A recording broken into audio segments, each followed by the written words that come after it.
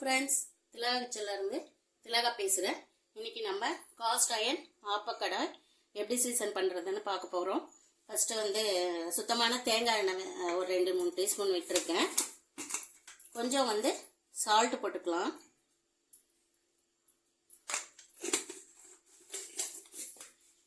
Salt போட்டு நல்லா எண்ணெயும் சால்ட்டும் மிக்ஸ் பண்ணி எல்லா இடத்துலையும் ஸ்ப்ரெட் பண்ணி விட்டுடலாம். முன்னாடி பின்னாடி எல்லா இடத்துலையும் தேய்ச்சி விடுங்க.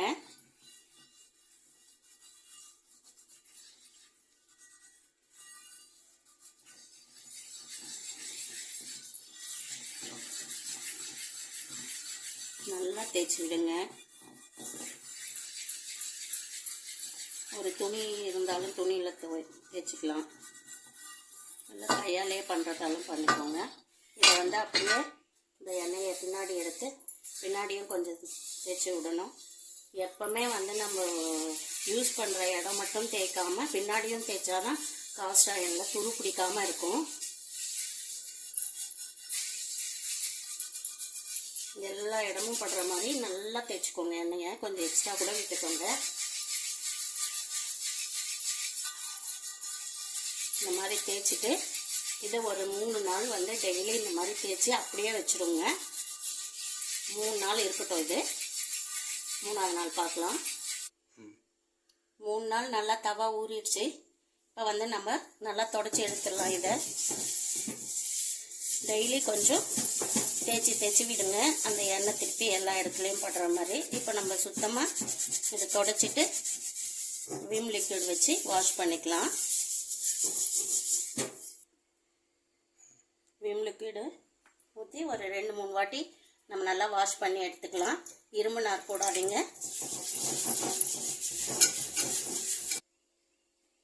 நல்லா வாஷ் பண்ண உடனே கலர் பாருங்கள் எப்படி இருக்குன்னு. ஆனால் அந்த எண்ணெய் இதிலேயே அப்படியே இருக்கும். அதனால தான் கொஞ்சம் நல்லா எண்ணெய் ஊற்றி 3 நாள் ஊற வரும். அந்த மாதிரி ஊற வைக்கும் போது அடி பிடிக்காது. இந்த இரும்பு இது அப்படியே மெயின்டைன் ஆகும். நம்மளுக்கு கலர் சேஞ்ச் ஆகாமல் நல்ல சுத்தமான தேங்காய் எண்ணெயை வாங்கி யூஸ் பண்ணிக்கோங்க. வாஷ் பண்ணிவிட்டு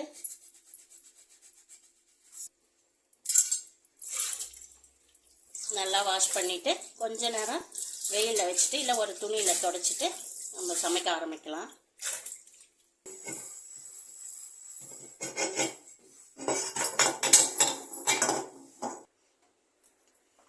காஞ்சிடுச்சு.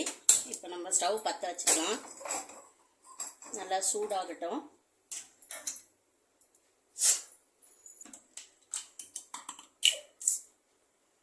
கொஞ்சம் தேங்காய் எண்ணெய் ஊற்றிக்கலாம்.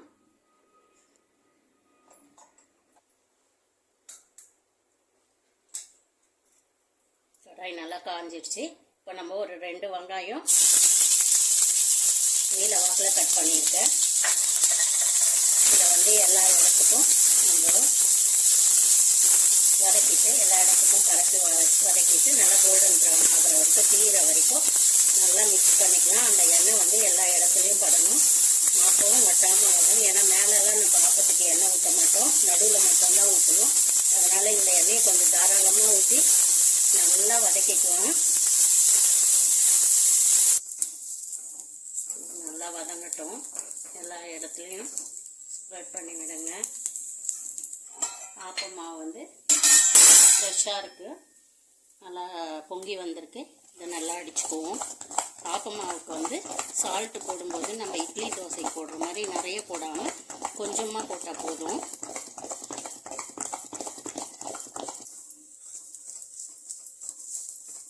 வெங்காயம் நல்லா கருகிச்சு. இப்போ இதை எடுத்து தூர போட்டுட்டு ஆப்பம் ஊற்ற ஆரம்பிக்கலாம். எடுத்து தூர போட்டுருங்க. கொஞ்சம் எண்ணெய் ஊற்றிக்கலாம். எண்ணெய் ஊற்றி நல்லா தேய்ச்சி விட்டுக்கலாம் எல்லா இடத்துலையும். ஏன்னா நம்ம ஃபஸ்ட்டு ஊற்ற போகிறதுனால எப்போவுமே ஃபஸ்ட்டு ஊற்றின உடனே நல்லா வரும்னு எதிர்பார்க்கக்கூடாது. இரும்பு தவான்னும் போது கொஞ்சம் நம்ம பொறுமையாக தான், ரொம்ப பொறுமையாக ஃபஸ்ட்டு பண்ணும்போது ரொம்ப பொறுமை வேணும். ஒரே முறை நம்ம பொறுமையாக இருந்துட்டோம்னா லைஃப் லாங் இது பேர பசங்க வரைக்கும் யூஸ் பண்ணலாம், பல தலைமுறை வரைக்கும். நான்ஸ்டிக் அப்படி கிடையாது. இப்போ நல்லா தேய்ச்சி விடுங்க எல்லா இடத்துலையும் இந்த எண்ணெய் படுற மாதிரி.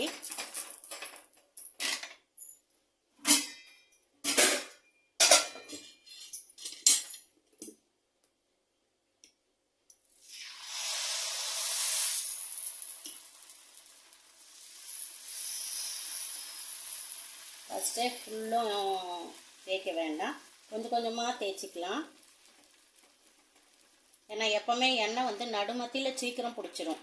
உங்களுக்கு இந்த ஓரங்களெல்லாம் அவ்வளோ சீக்கிரம் பிடிக்காது இல்லைங்களா, அதனால் கொஞ்சமாக இது பண்ணிக்கிறேன். கொஞ்சம் வந்து எண்ணெய் ஊற்றிக்கலாம். ஃபஸ்ட் டைம்ன்றதுனால அது க்ளீனாக கழண்டு வரணும், அதனால் எண்ணெய் ஊற்றிக்கலாம். இது வந்து நான் வந்து சிம்மில் தான் வச்சுருக்கேன். ஏன்னா ஃபஸ்ட் டைம் பண்ணுறோம், அதனால் சிம்லேயே வச்சு கொஞ்சம் மெதுவாக எடுக்கலாம் அப்படின்னு. நான்ஸ்டிக்கு வந்து உங்களுக்கு ஈஸியாக வரும், ஆனால் வந்து அடிக்கடி நீங்கள் மாற்ற வேண்டியதாக இருக்கும். உடம்புக்கு வந்து அது நல்லதும் கிடையாது. அதே இரும்பு பாத்திரத்தில் செய்யும்போது நம்மளுக்கு உடம்புக்கு நல்லது. வருஷக்கணக்காக வச்சுக்கலாம், அடிக்கடி எடுத்து போடணுன்ற இது வேண்டாம்.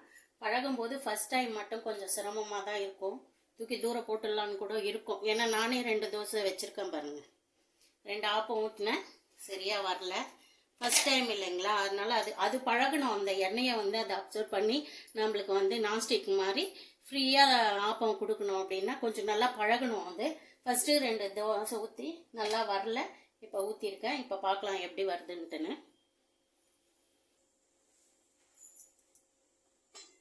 ஓப்பன் பண்ணலாம். இப்போ நம்ம ஃபுல்லாக இந்த மாதிரி ஓட்டை ஓட்டையாக வந்திருக்கு இல்லைங்களா, இந்த மாதிரி ஃபுல்லாக வரணும். வந்ததுக்கு அப்புறமா நம்ம இதை திருப்ப ட்ரை பண்ணலாம். முதல்ல பண்ணுறாதீங்க. நான் வந்து சின்னதாக இதுவாக வச்சுருக்கேன், மரக்கரண்டி கூட ஃபஸ்ட் டைம் வரல. இப்போ இந்த மாதிரி ஸ்பூன் வச்சாலே இதை பாருங்கள், உங்களுக்கே தெரியுது. பார்க்க மேஜிக் மாதிரி இருக்கும், ஆனால் மேஜிக் இல்லை. ஏன்னா நான் 2 ஆப்பம் ஊற்றி கொஞ்சம் கஷ்டம் தான் பட்டேன். அது கொஞ்சம் சீசன் பண்ணணும். ரொம்ப சுரண்ட வேண்டாம், லைட்டாக டச் பண்ணாலே கொஞ்சம் கொஞ்சமாக எடுத்தாலே எடுக்க வருது. நான்ஸ்டிக் மாதிரியே வருது பாருங்கள். ஃபஸ்ட்டு 2 3 வந்து நம்ம கொஞ்சம் பொறுமையாக தான் ஹேண்டில் பண்ணணும்.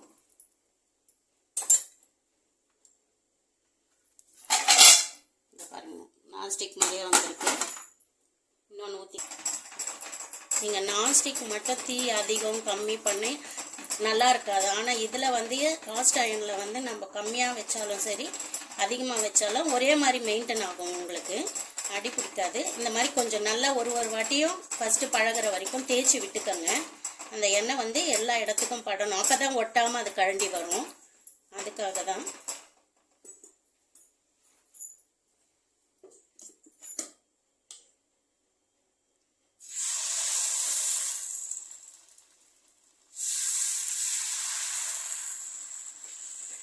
ஃபஸ்ட் டைம் ஊற்றும் போது கொஞ்சம் கொஞ்சமாக பெருசு பண்ணிக்கலாம், அப்போ நம்மளுக்கு பழகிறதுக்கு ஈஸியாக இருக்கும்.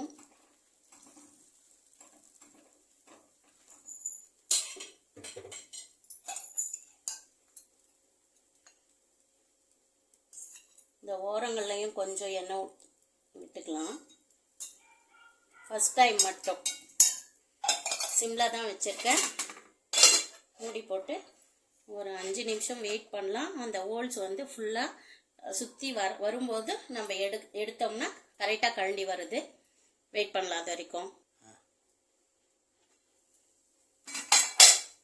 ஓட்டையெல்லாம் வந்திருக்கு பாருங்கள். லைட்டாக கொஞ்சம் ஒரு இடத்துலையா பாருங்கள், ஈஸியாக வருது பாருங்கள்.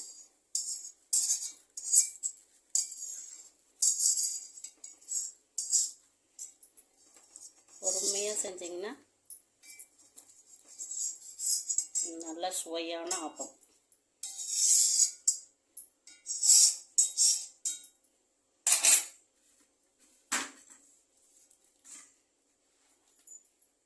நான் ஊற்றி காமிக்கிறேன். இதே மாதிரி வெங்காயத்தை தேய்ச்சிக்கோங்க. ஃபர்ஸ்ட் நாள் நீங்கள் ட்ரை பண்ணுற வரைக்கும் இந்த வெங்காயத்தை விடாதீங்க, கொஞ்சம் நல்லா தேய்ச்சிக்கோங்க. இப்போ நம்ம ஊற்றிக்கலாம்.